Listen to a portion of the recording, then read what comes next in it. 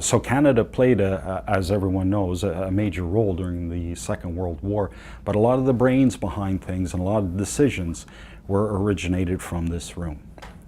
When Lady Laurier passed away in 1921, she bequeathed the house to the next Liberal Prime Minister, who was William Lyon Mackenzie King.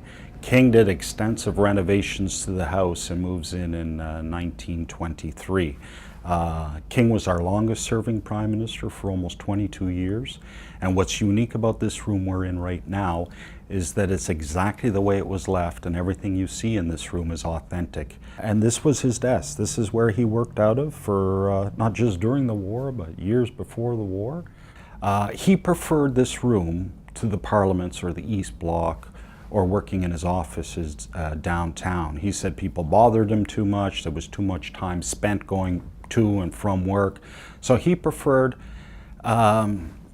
some of his cabinet, his secretaries to come to Laurier House and work out of this third floor, including this library.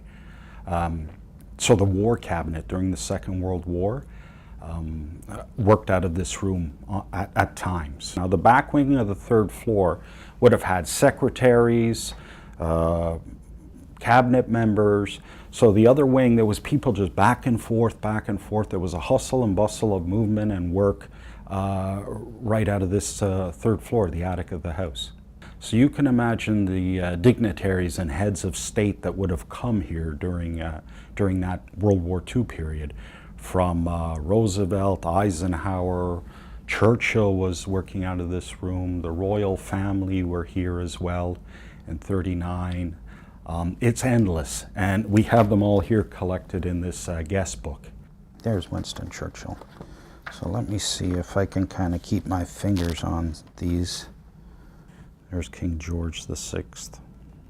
There's Franklin D. Roosevelt, Hyde Park. Well, a lot of Canadians know that King was believed in spiritualism and practiced in spiritualism, from having mediums look into a crystal ball to he himself reading tea leaves. But at no time did King use this to run the nation or make any decisions of any kind.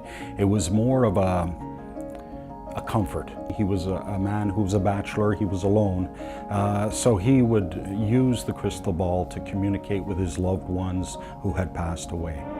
To open the momentous Quebec Conference, the Prime Ministers of Britain and Canada arrived to meet the President of the United States. The Right Honorable Winston Churchill and the Right Honorable William Lyon Mackenzie King motor to the Chateau Frontenac, scene of the parleys. King was an excellent war leader in that he picked the right cabinet. He picked Ralston, he picked the right ministers to do the job. He trusted in that cabinet, he trusted in his generals, he let them lead. So when we look at the rationing, recycling, the home front, and the whole total effort, not just of soldiers, but of all civilians to pitch into this war effort, that was directed from him and supported by his cabinet, and the direction quietly coming out of this room.